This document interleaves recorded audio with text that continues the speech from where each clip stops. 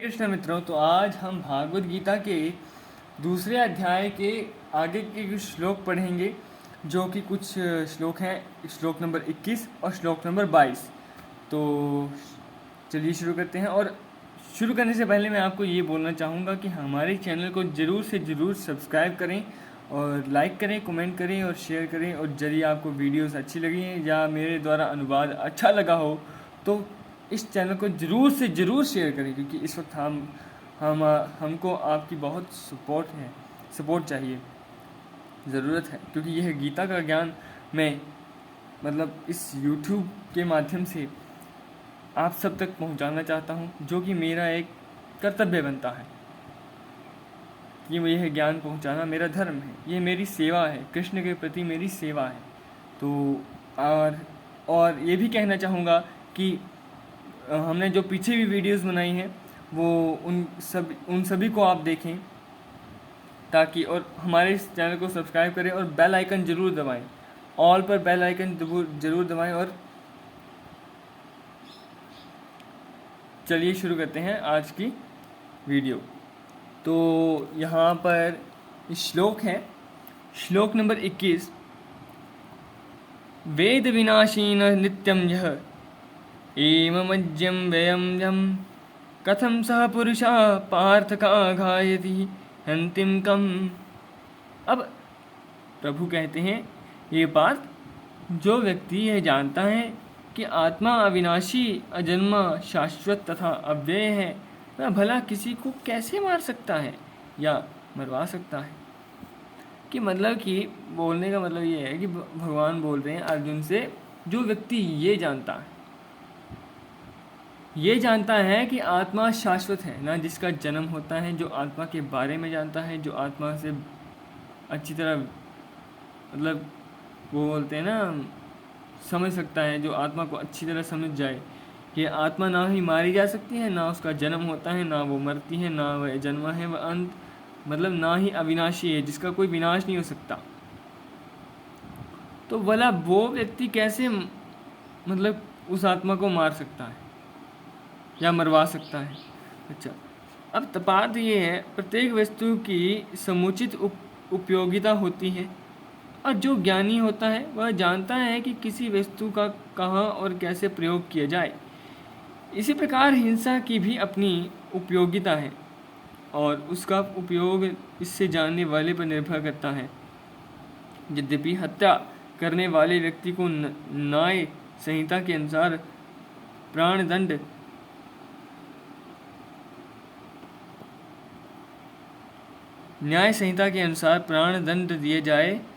दिया जाता है, किंतु न्यायाधीश को दोषी नहीं ठहराया जा सकता, क्योंकि वह न्याय संहिता के अनुसार ही दूसरे व्यक्ति पर हिंसा किए जाने का आदेश देता है।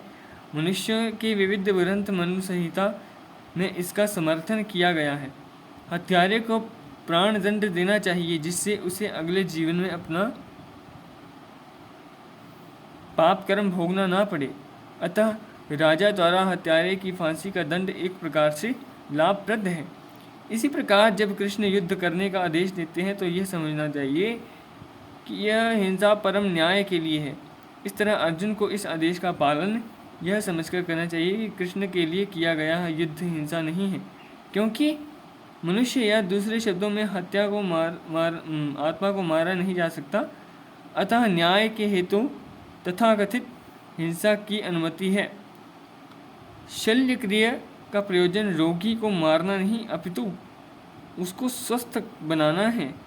अतः कृष्ण के आदेश पर अर्जुन द्वारा किए जाने वाले युद्ध पूरे ज्ञान के साथ हो रहा है, उससे पाप फल की संभावना नहीं है।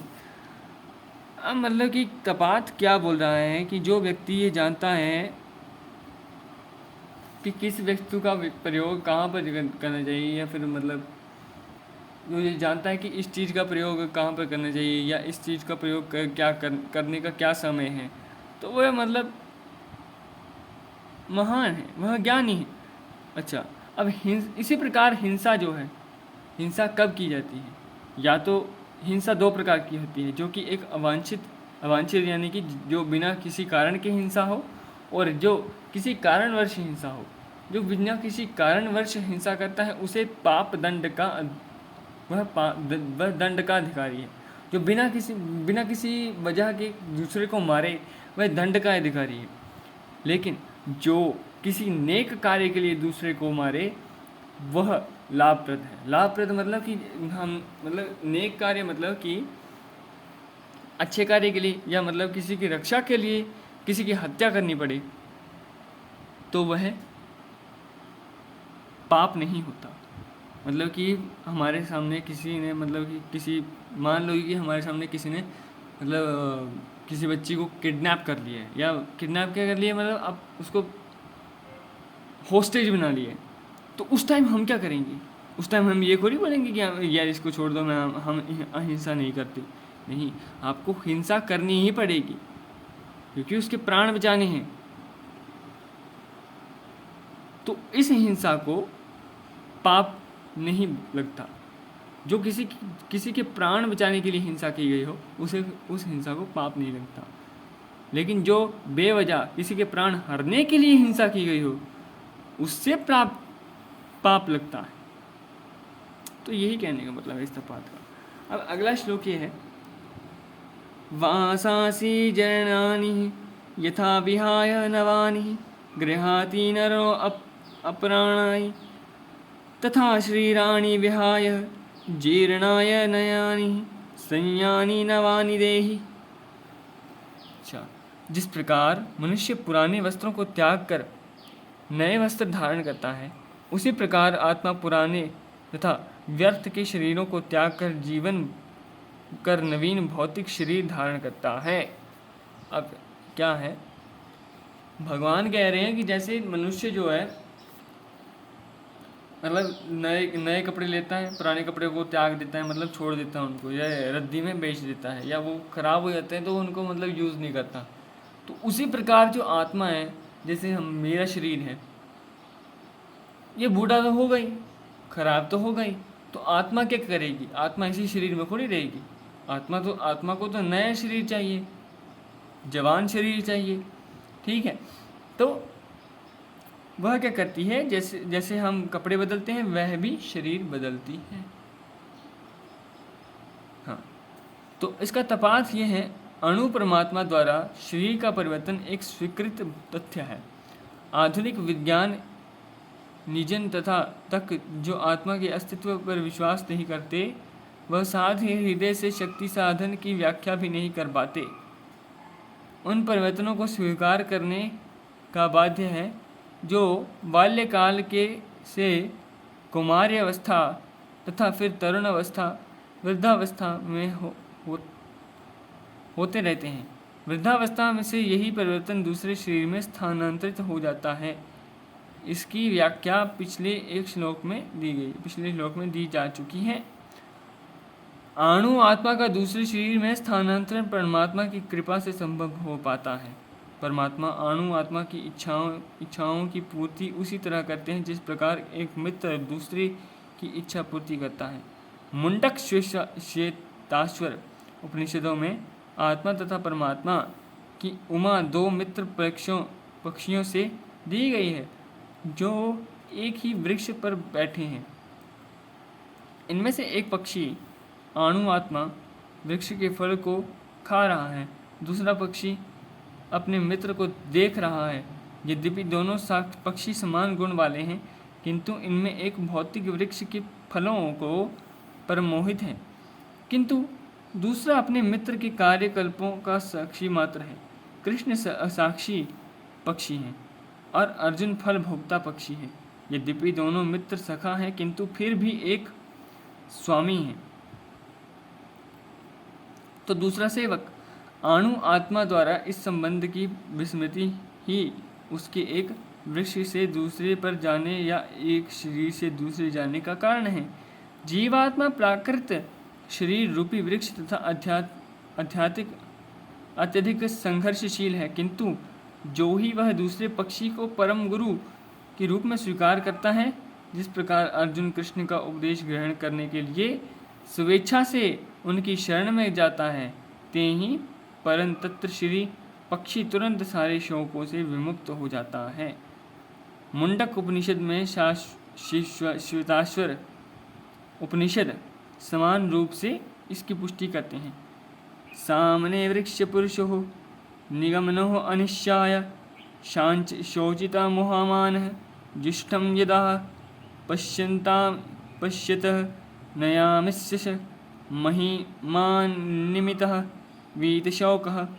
यद्यपि दोनों पक्षी एक ही वृक्ष पर बैठे हैं, किंतु फल खाने वाला पक्षी वृक्ष के फल को भोग के रूप में चिंता तथा विषाद के निमग्न है। यदि किसी तरह अपने मित्र भगवान की ओर उन्मुख होता है तो उसकी महिमा को जान लेता है। वह कष्ट भोगने वाला पक्षी तुरंत समस्त चिंताओं से मुक्त हो जाता है। जब अर्जुन ने अपना मुख तथा शाश्वत मित्र कृष्ण को की ओर फेरा तो उसे भागवत गीता समझ रहा था, तो उनसे भागवत गीता समझ रहा था। इस प्रकार वह कृष्ण के श्रवण करने भगवान की परम महिमा को समझकर शोक से मुक्त हो सकता है। यहाँ भगवान ने अर्जुन को उपदेश दिया कि वह अपने पितामह तथा गुरु के देहांतरण पर शोक प्रकट न करे, अपितु उसके इस धर्म युद्ध में उनके शरीरों का वध करने का मैं प्रसन्न होना चाहिए, जिससे वे सब विभिन्न शारीरिक कर्मों से तुरंत मुक्त हो जाएंगे। बलि देवेदी पर या धर्म युद्ध में प्राणों की अर्पित करने वाला व्यक्ति तुरंत शारीरिक पापों से मुक्त हो जाता है, उच्च लोक को प्राप्त होता है। अतः अर्जुन शोक करना युक्ति संगत नहीं है। तो यहाँ पर भगवान का कहने का मतलब है कि आत्मा जो है वो मतलब दूसरा शरीर का धारण कर पाती है किसकी कृपा से? भगवान की ही कृपा से। भगवान की कृपा से ही आत्मा दूसरे शरीर में जाती है, और भगवान की कृपा से ही हमारा शरीर जो है वो बाल्यकाल से कौमार्य अवस्था मतलब कि 13-14 साल या 13 से लेकर 19 साल तक जो हमारी आती है कौमार्य अवस्था, ठीक है। तो तरुण अवस्था यानी कि 18 to अराउंड 65, 18 to 65 जो है तरुण अवस्था आती है। 18 to 50, हाँ 18 to 50 तरुण अवस्था यानी कि अडल्टहुडनेस। सो अब 50 से जो आगे होती है वो आ जाती है वृद्धावस्था। तो उसी प्रकार जो है मतलब कि आत्मा जो है अपना शरीर बदलती है। फोकस नहीं आ रहा है, तो स्थानांतरित हो जाता है। इसी व्याख्या में एक श्लोक मतलब आत्मा और जो है ना मतलब कि जो शरीर जो है ना